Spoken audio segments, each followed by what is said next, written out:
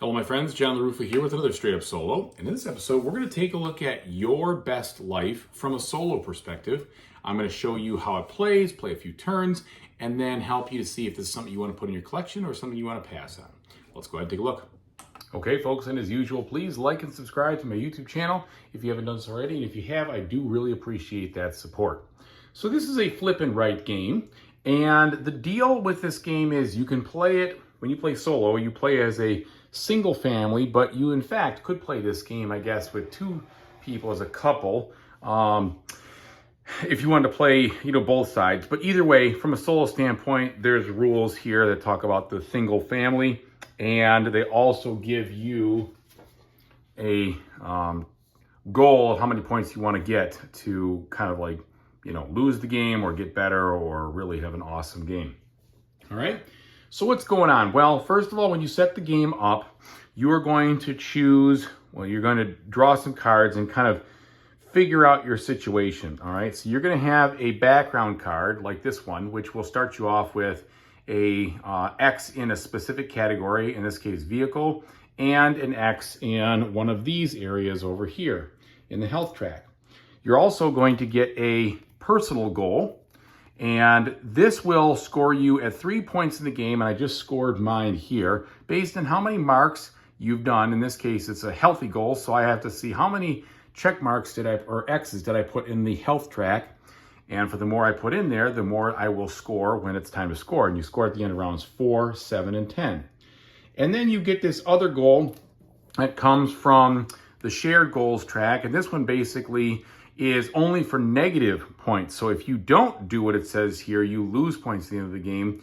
In the case of a single player, a single person, I would lose 4 points at the end of the game for each box I do not fill in on both the home and vehicle tracks. So I've got to fill all those up or I lose points, pardon me. Then you can do other things. So you can, let me show you kind of how it works. This is an action selection game based on these 4 different action cards that come out.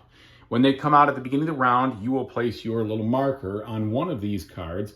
And as a single player, you will do all the actions there, plus you can pick an additional action to do one of the ones that are shown on the card. And then you will use those to cross off different tracks and different things. And if you fill up a track to a specific point, let's say, for instance, I got one more of these goals here by spending a money, I would then be able to take this bonus and get 2 points at the end of the game. And that 2 points at the end of the game is not cumulative, so it's however much you've unlocked. So if I got to the end of the game and I was up here, I wouldn't get 8 points, I would just get the 6. All right? Now, the other thing that's going on is that you have this regular happiness track, and that has to do with how much stress you get. And the more stress you take, the lower your happiness will be, and the less stress you get, the more your happiness will be. And this is a running total that happens at the end, throughout the game. So at the end of every round, depending on how happy you are in this spot, you will get points at the end of each round. So you want to kind of keep yourself happy, and that will pay out throughout the game. Finally, there are other things you can do. You can have children if you want by spending a time action. And to do that, you spend 1 time and flip over a child card. And then that gives you a new situation you're working with. And when you complete this track here, so like for instance, this one would immediately give you an extra health bonus, or not bonus, but check off. You have to fill these 2 in the sport track. And if you do, then you would get some happiness. And if you don't do this, you lose 3 points at the end of the game. And these are all different, right? That was the athletic kid, but there's also this one. And I'm sorry, what this means, I take that back. This means I have to spend, a health action to fill these in. And when I do, then I would get the bonus in the sport and the happiness. But I have to spend that health action, or I have to spend this, book action. And there's different ones in there. Okay. At the very end of the game, you're going to total all the scores that you got over from this one. Then you multiply your lowest by your balance level. And that can be, it's kind of like the lowest category you have here, multiply by that. So it's trying to make sure you don't just maximize one thing and completely do nothing with the other. So you take that information, all that, you put it over here. Then you add up all your happiness and your joy that you've gotten throughout the game. Then you add up any penalties that you might have had for those. You put your bonus, your balance action there, and then for a single player, you double it, okay? All right, so let me just show you a couple turns. So here you can see on these cards, there's a lot of different actions you can take, but there's also this mark right here, which is stress. And that stress makes you roll a stress die. And the stress die has one side that's blank, two sides that are double stress, and then the rest of them, the three, are single stress. So for instance, if I was going to take this action, and I will, I have to roll one stress die, and I got one stress, so I have to then mark off a stress box over here. Now, if I cross over into a new box, I would lose happiness, and if I get rid of all of the checks in a box, then I gain the 2 happiness. So that's good. You want to keep your stress low. All right, but as it is, I didn't do any of those things. I didn't cross over, so my happiness still remains at 1. Now I have these 3 actions I can spend plus one more of whichever one of those I want to do.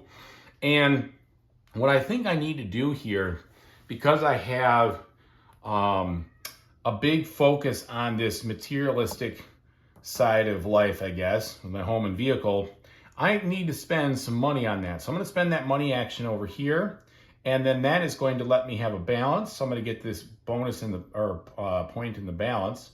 So let's go ahead and do that and make this a 1. And then that'll be worth 2 at the end of the game.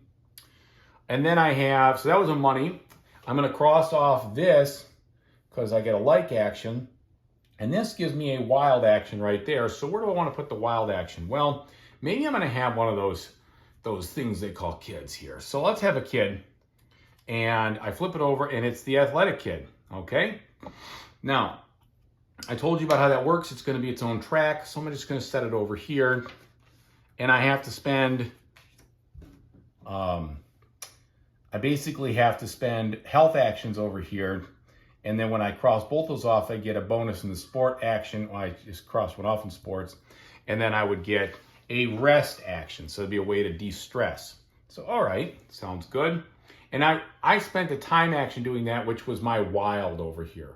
When you have kids, you spend time to do that. It doesn't, I don't know if it says it. I haven't seen it over here, but it says it in the rule book that you do that. I don't see anything indicating it anywhere else. I should have just put a little time symbol up there. That would have helped. Okay, anyway, then I have this left and then one of anything else. So the social action, I've been spending some time on my romance. And I am going to do that again. And now it gives me this option here, which is a opportunity action. And if I had a money, which I do because I have this one left over, I can spend it over here and cross off one of these. And that will help me to score a bunch of points at the end of the game. And so I am going to do that. I'm going to use my additional money that I could take to do that. And that's the round. So then I go over here and I say, well, I've got 1 happiness. So I put a 1 over here. I didn't get any joy this round, so I put a 0 over there. And then I will go ahead and just take these down, flip up 4 new ones, and continue. So you can kind of see how that goes. I apologize if you guys can hear the cat in the background. I don't know what my cat's doing, but that's kind of how the game goes. That's how it's played. You play it in 10 turns, and then the game is over. And I'm telling you, it goes pretty fast once you know what you're doing. The box is 45 minutes. I would agree. That's probably pretty accurate for this type of game from a standpoint of how long it'll play. Okay, let me tell you what I think. And folks, I just realized a small error. It does tell you exactly where the family thing is. That's right here. When you do that, you put the time there, you get to cross those off, and then this little icon right here is actually the card. That makes much more sense. So, my mistake, just clearing that up right now. All right, so there you have it, your best life. So there's some interesting things going on in this game. I like the fact that the happiness track, while it does have a bottom, it doesn't have a top, and the faster you can get it up, the more that will pay dividends throughout the game. I think that's kind of cool to have that mechanic.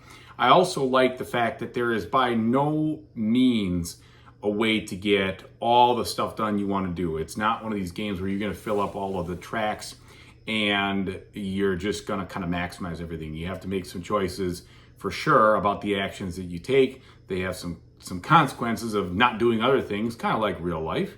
And so you're not just going to say, well, there's not a lot of game here because it's just, I feel this, I feel this, I feel this, it's obvious. The choices aren't necessarily obvious. Now, it is a light game. There's no doubt about it. You're not going to be agonizing over heavy decisions here. It's a light to medium game, but that's all right. I just find that the actions you're presented with and how those cards come out do make it just a bunch of interesting, small but light choices. The other thing is as far as your goals, they can be kind of difficult to do. In the game that I kind of demonstrated I was not able to finish my home track, so I lost points for that at the end of the game. And I had to really kind of, near the end of it, really put some more impetus on figuring out if I can unlock some bonuses that give me some money actions and things that can help me fill those up, because it wasn't easy just to complete that. So there is a certain amount of tension there, which is good. I think you've got to have tension in games like this to drive you to try to figure out what you're going to do, and that angst is a positive thing. Again, it is a light game. I like how they did a decent amount of job making this more of a collaborative experience with others. Now, that doesn't do anything for the solo, but I think that reading into what it would be like to have multiple people playing it, especially couples on the team and such like that would share a score, that's interesting. And actually, that's probably why I think this game may benefit a little bit more from a social aspect of playing it with more people, or playing it with, a spouse to try to, or whatever, a couple to try to work out what to do to maximize the score. So I would say from a standpoint of the solo, while it's certainly effective and you have that score and to beat and everything else, I'm going to guess the game probably benefits a little bit more by having more players, and it does play up to 8 people to be able to play. And you can combine couples and singles and stuff like that, which I think is helpful and flexible. So overall, it's a good game. I think it might be better with more folks just from that aspect. And even some of the cards, like the story cards, for instance, they only, when you play them, they all do the exact same thing. They give you that one like, which is fine, but the multiplayer aspect is other people can get an extra like if they want to give you a like as well. So it's a little bit of a symbiotic kind of situation, and you don't get that in the single player. Either way, that's what I'm thinking about when I, when I look at this game. I think they did a very good job with the balance. I don't feel like you filled up all the tracks. There's definitely a lot of white space on the board when you're done. And in my first game, I didn't do very well. I did not get the threshold. I finished with a 164, and the threshold is 200 to win. So it's not necessarily something that's obvious, like I said, as far as what to do, how to do it, and where you decide to focus, and then where you decide to, let go. So anyway, I really hope that you enjoyed watching this video. Thanks so much. And whatever you decide to do in the future, I really hope you have a fantastic time doing it. Take it easy, everybody.